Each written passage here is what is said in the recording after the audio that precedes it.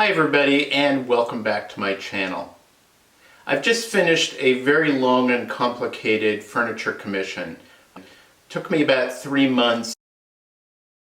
So one thing I've never posted on my channel yet is my woodworking on the lathe. One thing I love doing on the lathe is turning platters, so square platters. I'm about to start a project now where I'm going to take this blank, which is some beautiful maple and cherry that I've glued up, and it's in about a 9" by 9" blank.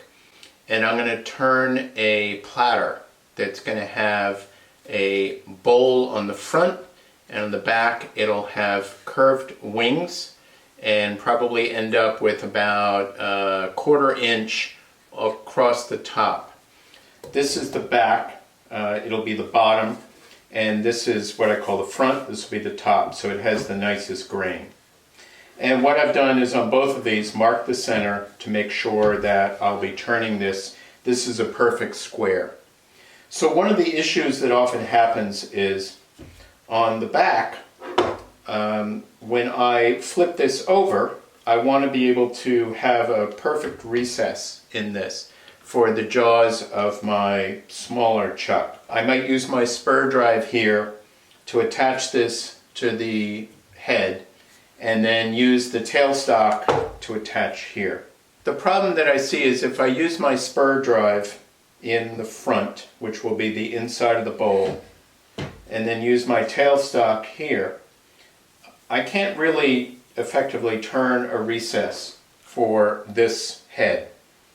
Because the tail will always be in the way. Rather than use my spur drive, I'm going to use my faceplate. I've measured the faceplate, and this is exactly 3 1/4 inches. And I'm going to set my compass to exactly 1 5/8. I'm going to then take this and put this in,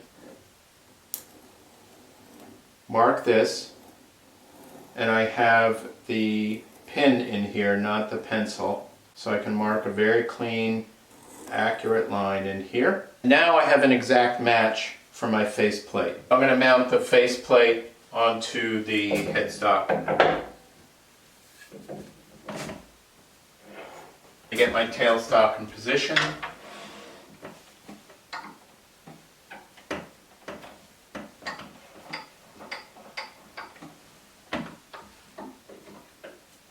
And lock this in.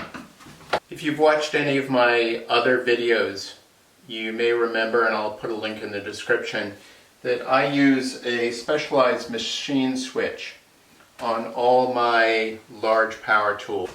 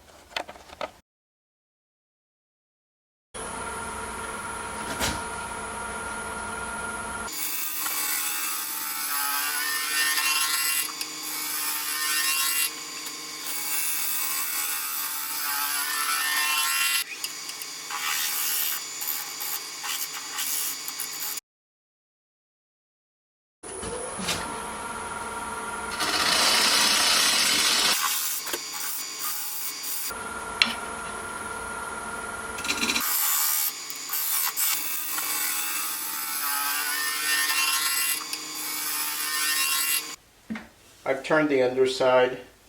I have a nice recess. I'm going to do some sanding on this.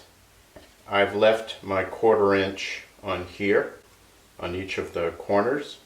So I think that'll be nice once I turn down the other side.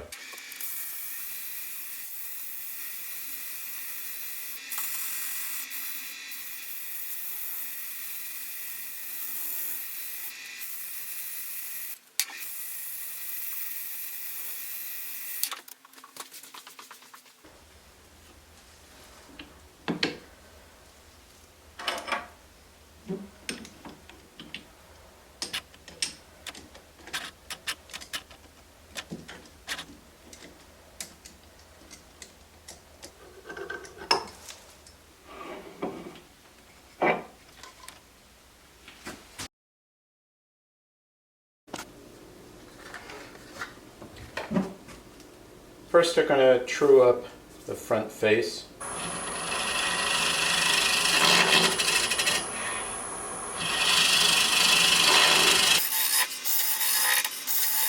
Going to mark a rough idea of where I want to carve out the inside of the bowl.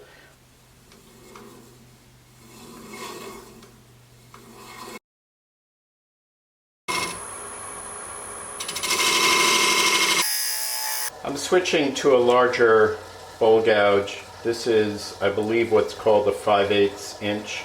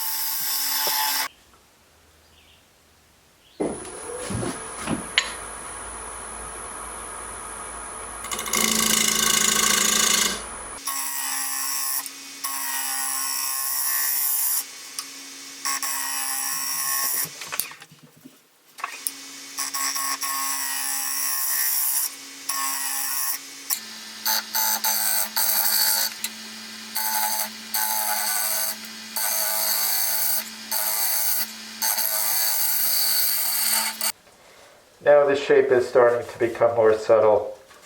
I've just got to keep working this down.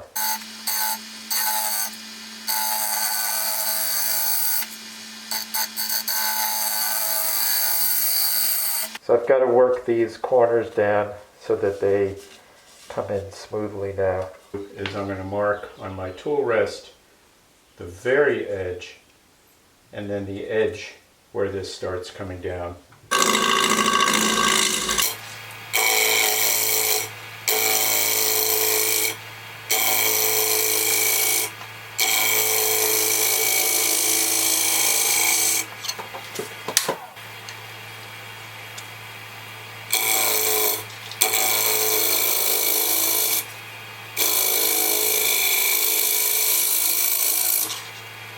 Really, it's about checking frequently, going slowly. Again, I am not an expert bowl turner. I do this because it's fun.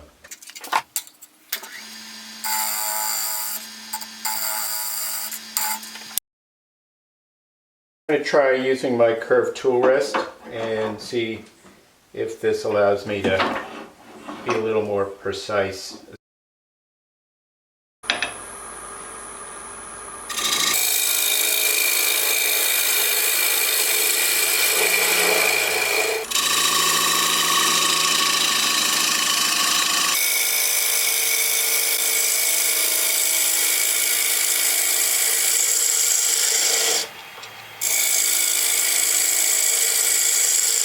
I have a bit of a hump here, so again I'm going to mark that, because that'll take me from my wings down to the bowl.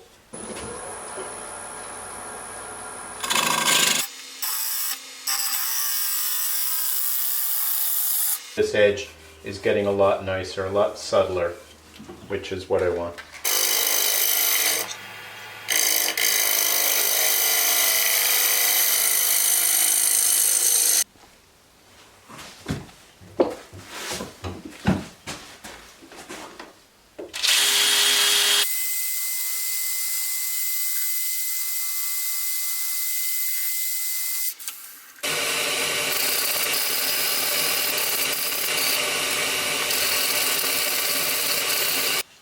The square bowl is all finished.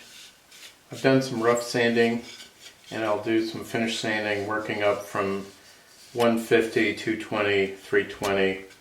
I use these carpet pad cutoffs to do things like sanding. And to protect the bowl, I'll place a piece underneath, and that gives me cushioning so I can sand this and I don't have to worry about cracking these. Probably put a coat of natural paste wax on this as well.